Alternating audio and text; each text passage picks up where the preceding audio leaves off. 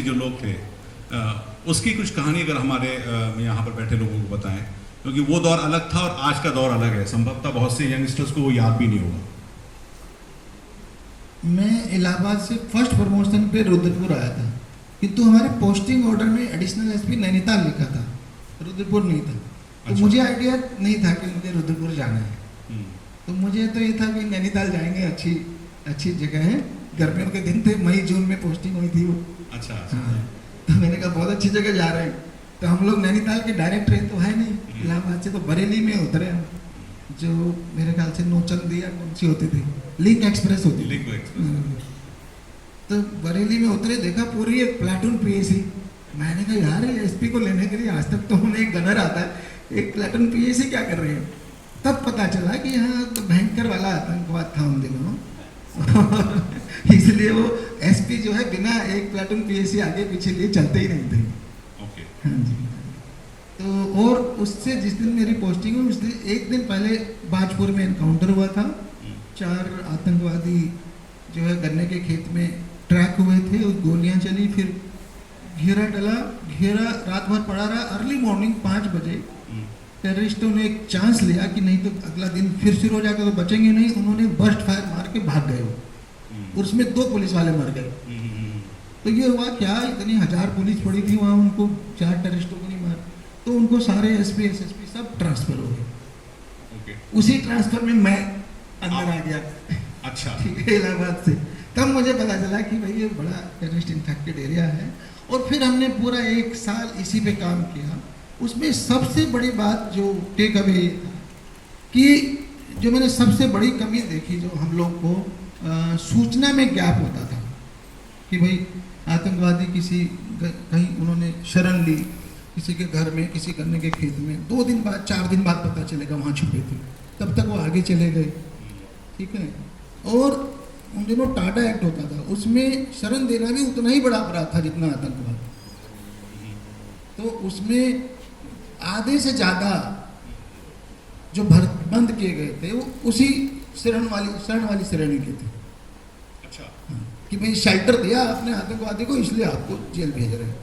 तो मेरा ये कहना भाई, कोई AK-47 के दम पे की नोक के आगे किसकी हिम्मत है जो खाना नहीं देगा। मनसेरा जी भी थे उन दिन, ये भी बड़े पत्रकार थे, मतलब ठीक है, अभी भी हैं तो भाई ये सच्ची बात है, अगर आपके घर में कोई आ जाए और AK-47 उनके पास है तो आप खाना कैसे नहीं दोगे, या आपको छुपने की जगह। तो मैंने पब्लिक मंच से डिक्लेयर किया कि हम इनको बिल्कुल बंद नहीं करेंगे। हाँ, तो जनता मेरे साथ आने लग गई, सूचना का टाइम गैप हमारा बढ़ गया। ठीक है ना, उनको हमारे पर क्रेडिबिलिटी बढ़ी, हमारी विश्वसनीयता बढ़ी।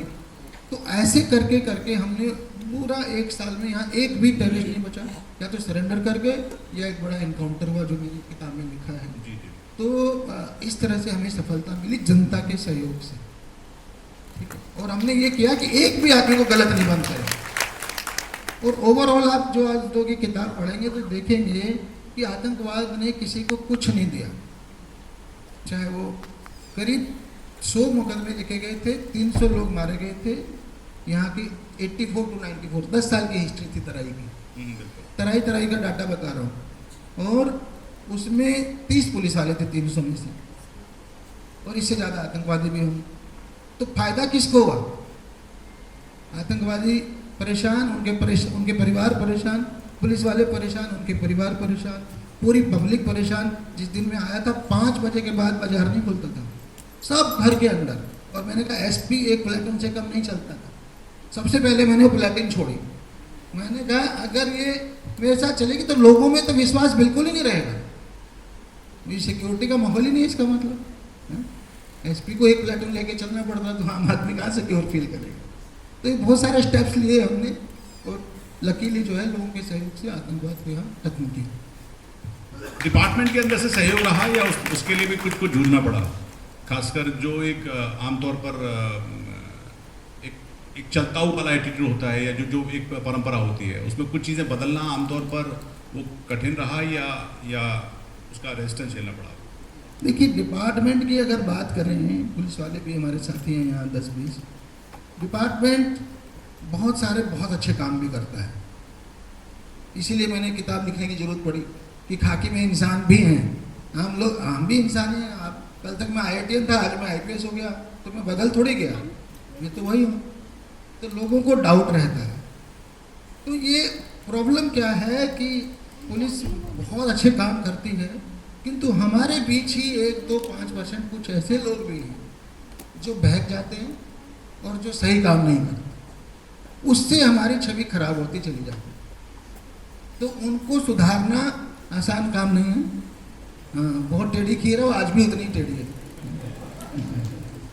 एक कविता थोड़ा रेलेवेंट है और पत्रकारों के हिसाब से रेलेवेंट। हाँ, अच्छा, आप बताएं। मैं बस उसी में कह रहा हूँ कि जब आप अच्छा और सही काम करते हो, ऑनेस्ट काम करते हो, तो जो मैंने देखा आदमी, फिल्में आपने बहुत देखी होगी, बहुत सारा पॉलिटिशियंस पे इस पे उस पे दबाव आता है, ये आता, बहुत दिखाया जा रहा है फिल्मों में, किंतु किसी ने एक बात नहीं दिखाई, तो वो मैं सबसे बड़ी मानता हूँ। हमें सबसे ज़्यादा चैलेंज पता कहाँ से आता है? हमारे वो पुलिस वाले जो करप्ट हैं, जो बेईमान हैं, वो मुझे सबसे ज़्यादा चैलेंज देते हैं। उनका सिस्टम मतलब वो मेरे पीछे पॉलिटिशियन को वही लगाता है।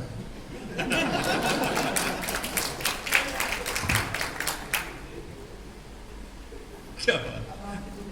अब मेरा सवाल इसमें था आपकी इस कविता को लेके, जून 86 की आपकी है, और ये पत्रकार के हिसाब से ठीक मेरे लिए लगती है, बुद्धिजीवियों पर जो आपकी टिप्पणी है ये आज के हिसाब से भी ठीक है। किस पर लिखी थी आपने? पढ़ देता हूं मैं।